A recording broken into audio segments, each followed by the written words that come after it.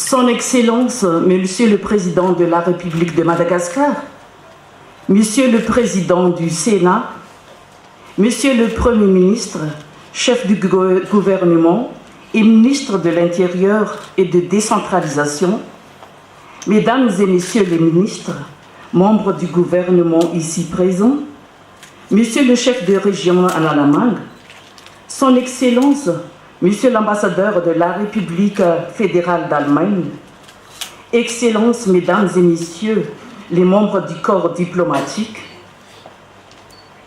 et les maires ici présents, Mesdames et Messieurs.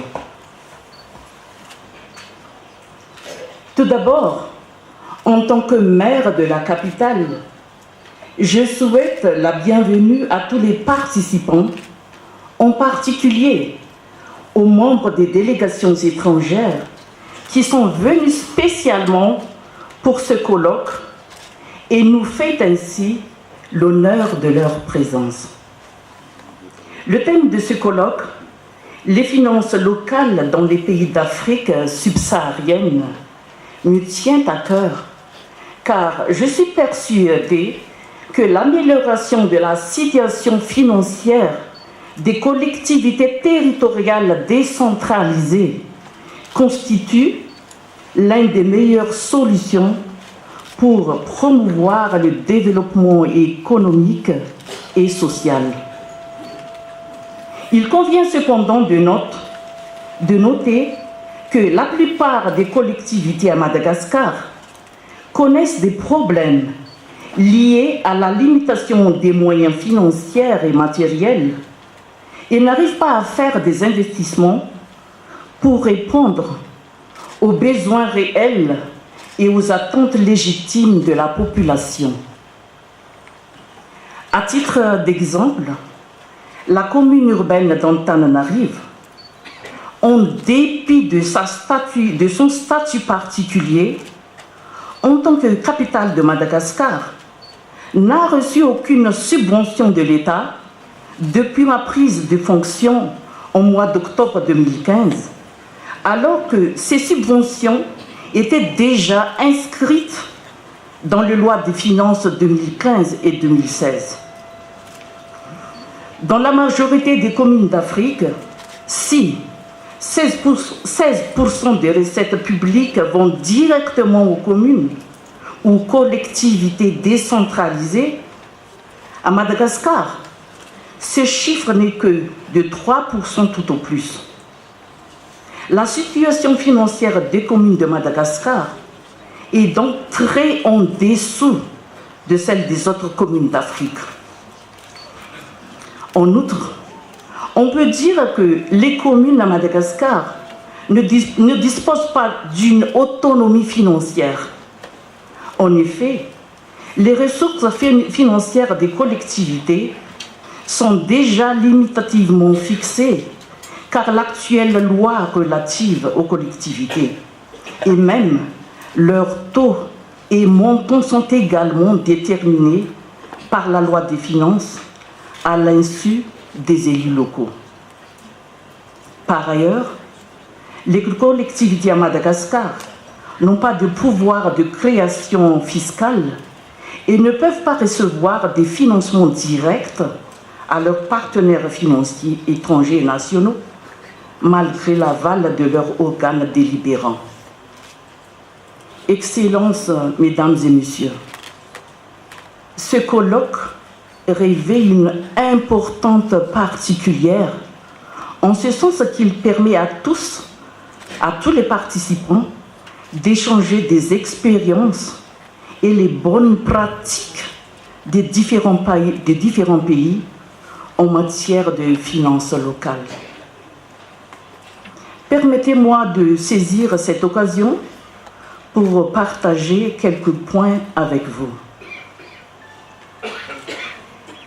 Les objectifs du développement durable, ODD, établis par la communauté internationale, ne pourraient être mis en œuvre sans l'implication et l'engagement de toutes les parties prenantes. Et c'est à juste titre que le dernier objectif, l'objectif 17, concerne les partenariats pour la réalisation des objectifs. Des partenaires efficaces entre les gouvernements, les collectivités territoriales décentralisées, le secteur privé et la société civile sont nécessaires pour réaliser les programmes de développement durable. Ces partenariats inclusifs, basés sur une vision commune et des objectifs communs du développement durable, doivent guider nos actions au niveau local, national, régional et mondial. C'est dans le cadre du partenariat que nous avons fait appel au professeur James Robinson, expert économique international et professeur à l'Université de Chicago. Il a une vaste expérience de l'Afrique subsaharienne et de l'Amérique latine. La ville d'Abuja, par exemple, capitale de Nigeria, a connu beaucoup de succès grâce à ses conseils et sa stratégie en termes de recouvrement. Le professeur James Robinson est encore conseiller spécial en matière de finances locales et il reviendra bientôt pour faire le suivi de ce que nous avons mis en œuvre. Il assure également le renforcement des capacités de la commune urbaine d'Antananarivo.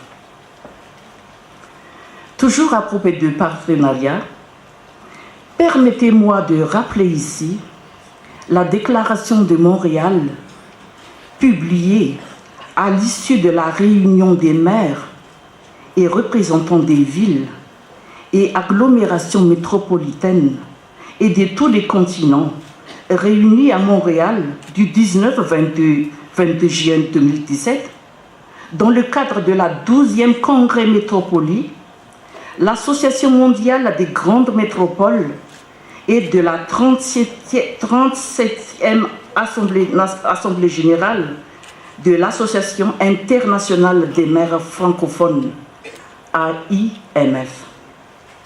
La dite déclaration affirme la volonté des maires à travailler en commun avec les institutions nationales et internationales et appelle les institutions nationales et internationales à reconnaître que les villes doivent disposer des pouvoirs et ressources à la hauteur de leur rôle et responsabilités.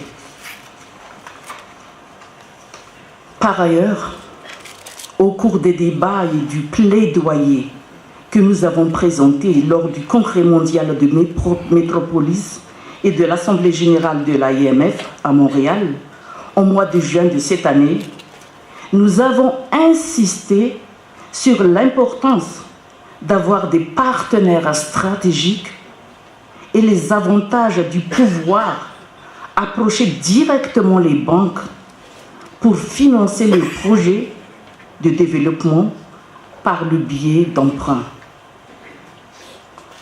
En conclusion, il est crucial que le gouvernement central et les gouvernements locaux collaborent étroitement par une décentralisation effective, car la décentralisation budgétaire et l'autonomie autonome des communes financières des communes constituent l'une des meilleures solutions pour faire face à la limitation des moyens financiers et matériels évoqués précédemment. Excellences, Monsieur le Président de la République, honorables invités, Mesdames et Messieurs, je vous remercie de votre aimable attention.